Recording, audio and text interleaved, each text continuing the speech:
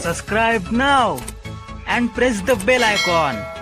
Never miss an update from All in One for VI, this YouTube channel. If you like this video, share your friends and family. Write your feedback in comment box. नमस्कार. All in one for VI2 या समूहावरील सर्व बंधू भगिनींना महादेव गुरुकडून नमस्कार. आज रविवार दिनांक 21 February 2021 मी आपल्यासाठी घेऊन आलो आहे पाठ क्रमांक 12 इंग्रजी भाषा उच्चार आणि अक्षर जुळणी. Good morning. This is Mahadev Guru has brought you lesson number 12 English language pronunciations and spellings. तर मित्र मागील पाठात म्हणजेच 11व्या पाठात मी तुम्हाला काही संख्या नव्याने घेतल्या आणि नंतर पाढ्यानं सुरुवात केली. 2चा बेकंबेचा पाढा घेतलेला आहे इंग्रजीतून. अर्थात आता हे मला अद्याप कळलेलं नाही तुम्हाला तो पाठ आवडला की नाही, पण असो, पाठ आवडो की न आवडो तुम्हाला ते यावं, सवय व्हावी हा माझा उद्देश असल्यामुळे तुम्हाला आवडला जरी नसेल तरी मला ते घेणे कर्मप्राप्त आहे आणि म्हणून तो घेतला आहे. Friends, in last lesson number 11th I took some figures or numbers and table of 2. I don't know whether you liked it not, but I don't bother whether you liked it or not, because I have to make your practice of pronunciations and spellings. Therefore, I don't bother whatever it is. I will keep on taking at least for some days. नमस्कार. तर आता मी मागे तुम्हाला संख्या घेतली म्हणजे 1 लाख, 10 लाख. मात्र कोटी हे एक महत्त्वाचा आकडा आहे, महत्त्वाची संख्या ती सांगितली नव्हती तुम्हाला. 10 लाखाला म्हणजे दशलक्षाला काय म्हणतात, मिलियन, मी सांगितलेलं आहे. स्पेलिंग पण सांगितले आहे, MILLION. आता 10 लाखानंतर कोटी, कोटीमध्ये आपण प्रवेश करतो.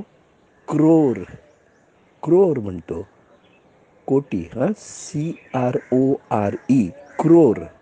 आता आपण करोड पण म्हणतो, पण ते मराठीत आणि हिंदीत म्हणतो, पण इंग्रजीत क्रोर म्हणतात. अर्थात तो परिपाठ कसा आहे माहिती आहे का, इंग्रजीत काही गोष्टींना, काहीला रला ड म्हणतात आणि डला र म्हणतात, तसा प्रकार आहे तो. मी मागे तुम्हाला उदाहरण दिलं होतं, चिवडा, त्याला इंग्रजीत चिवरा म्हणतात. शिवडी नावाचं मुंबईत लोकलचं स्टेशन आहे, त्याला शिवरी म्हणतात. म्हणजे असं डचा रचा ड असा तो परिपाठ जरा होतो. तो आता तो का होतो हे मी नाही सांगू शकणार, पण इंग्रजीची ती पद्धत आहे ती, याची मी तुम्हाला कल्पना दिलेली आहे. तर क्रोर, CRORE, क्रोर म्हणजे कोटी. ही संख्या लक्षात ठेवा. आता पुढचा पाढा 3चा घेण्यापूर्वी मी आणखीन काही 2-4 नवीन शब्द देतो, अर्थात जे मी यापूर्वीही घेतलेले आहेत, पण तरी त्याची पुनरावृत्ती करतो.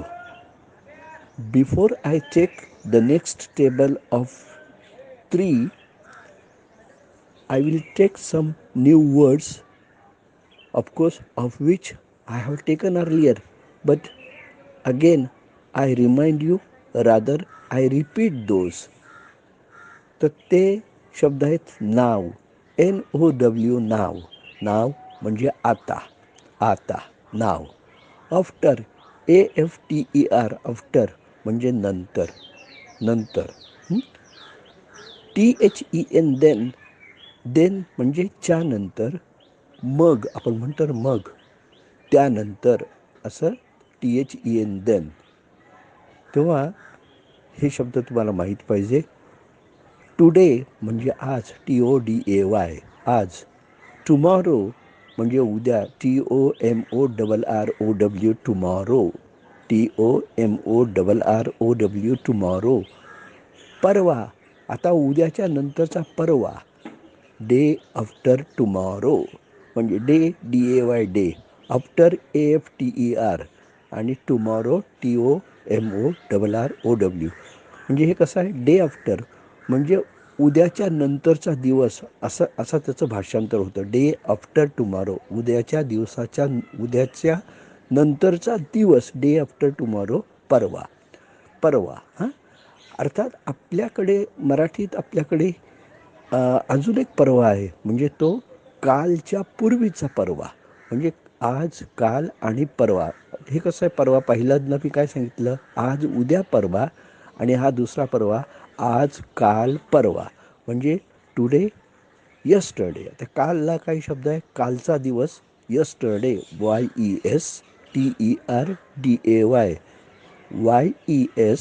YESTERDAY, यस्टरडे म्हणजे कालचा दिवस. यस्टरडे आणि डे बिफोर यस्टरडे म्हणजे कालच्या दिवसाचा अगोदर दिवस, कालच्या दिवसापूर्वीचा दिवस, परवा. म्हणजेच day before yesterday. Before, BEFORE, before म्हणजे अगोदर, च्या अगोदर. म्हणजे कालच्या पूर्वीचा दिवस म्हणजेच परवा. म्हणजे आता हे लक्षात ठेवा. Now, then, after, today, tomorrow, day after tomorrow, today, yesterday, day before yesterday. All right? And crore, it's a big figure. Figure म्हणजे पण संख्या, लक्षात घ्या. FIGURE, फिगर म्हणजे संख्या. अर्थात फिगरचा दुसरा अर्थ आकृती पण होतो, बांधा म्हणजे शरीराचा बांधा असाही होतो, पण इथे आपल्याला आता संख्या म्हणून घ्यायचं आहे. ठीक आहे. आता मी वळतो पाड्याकडे. नाव आहे turn to table, table number 3. आता पाडा क्रमांक 3.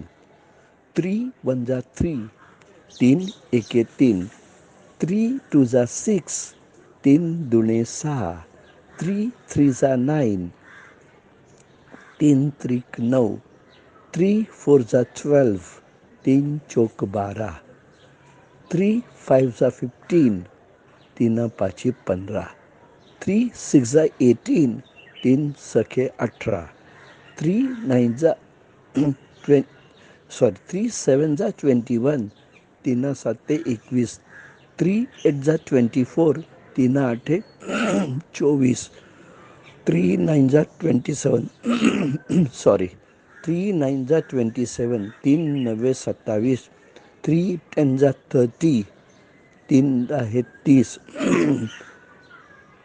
3 अकरे 33, 3 11 जा 33, 3 11 जा 33, 3 अकरे 33, 3 12 जा 36, 3 12 जा 36 म्हणजे 3 12 36.